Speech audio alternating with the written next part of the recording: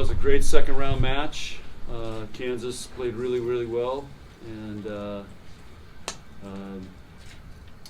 so a lot of credit to them. They made us dig really deep, and our fans dig really deep. The crowd was electric tonight. It was a lot of fun to be in the Devaney tonight and see some great volleyball and great competition by both teams. I mean, both teams played their hearts out tonight.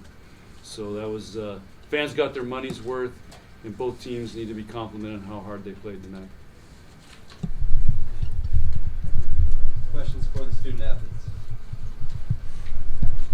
Nicklin, how did it feel to be out there again after sitting out for a week? Yeah, it felt great. The energy was really good.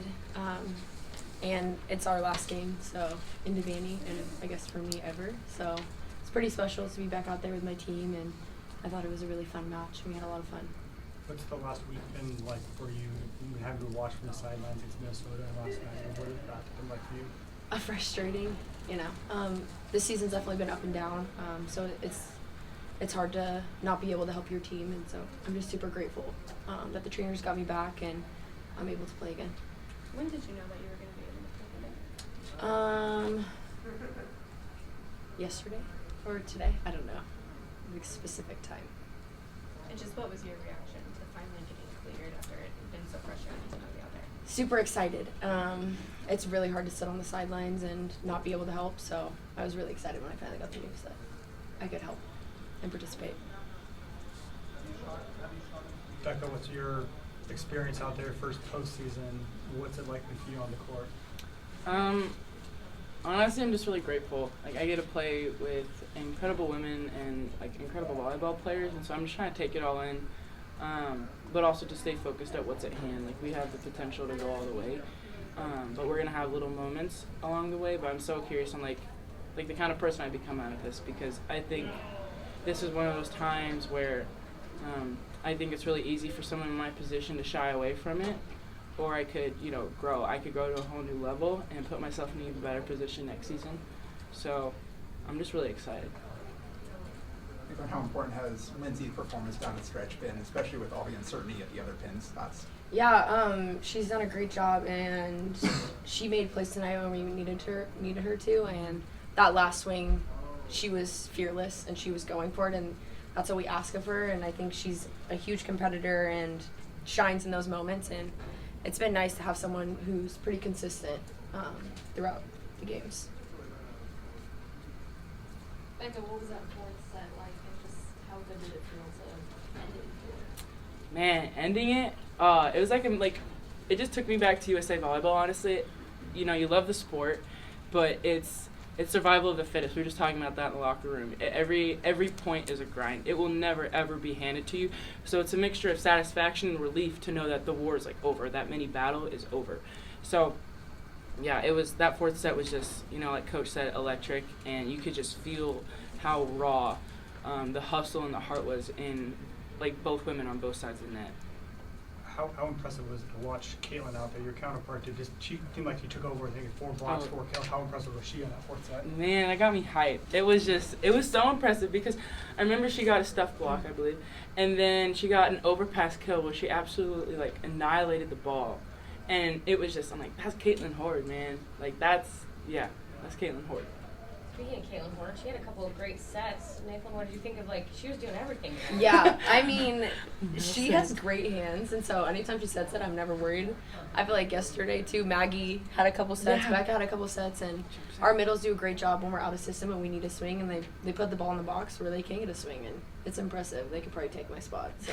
I don't know about that. I think Bekka might want to. Bekka, you had a couple of kills. I think either on overpasses or maybe second touches. When you're at the net, what do you see that allows you to take the ball early and force it over? The biggest thing is space. So just knowing if I'm able to, I can think of the one where it was, I believe Lindsay had a cut shot and they had overturned it on coverage. And my biggest thing was, all I knew is that I was in the air and I was reacting to the ball. And usually my first instinct is to try and send it over, and if it's not there, that's when I usually play it. And I saw it and I just kind of go for it. It's more of just muscle memory, trying to practice that. Jalen talks a lot about if you're going to put it on the other side, you need to kill it, especially on an overpass, because those are easy points right there if you don't. And so, yeah, it was more reactionary. It Nicklin, you guys showed true resiliency tonight, especially at the end of that fourth set. How do you think that resiliency is going to help you go forward throughout the rest of the tournament? Yeah, every game is going to be a battle, and the stakes just go up every match. And it's not going to be perfect all the time. So having those moments where we really have to look at each other, we have to play with a lot of grit. It's not going to be perfect, but we really leaned on each other tonight, and we found a way to get it done. And I think that's going to be super important down the stretch in those big moments. Being able to look to each other, trust each other, and have a lot of resilience when it gets tough. What did Kansas do in those last two sets that really shifted everything and made everything more competitive? Yeah, we had a tough time stopping them, I feel like, in the last two sets.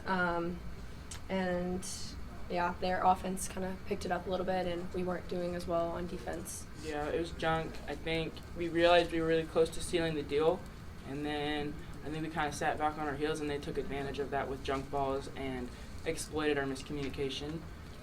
So that was kudos to them on that. Final question for the players? Nicklin, Kansas has never beaten Nebraska. It's 89 matches. I mean, that's just ridiculous. Like, I can't even begin to fathom how that streak is possible. Does that boggle your mind that this school has never lost to Kansas? Yeah, it does. I did not even know that stat. 89, wow. 89 straight matches, you said? There's Yeah. There's a tie in there. There's a tie. Yeah. 1977 they tied. Wow. When did it start? 1975. Holy moly! Yeah, that's crazy. That's insane. Just shows the tradition of this program and Gotta make it excellence. happen. Don't want to break the streak.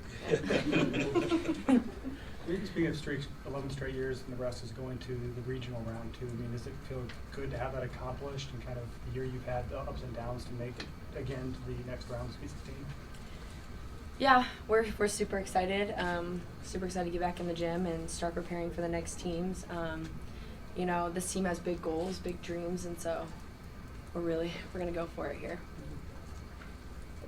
All right, Nicklin, Bekka. Thanks, Good job, guys. Thanks, guys.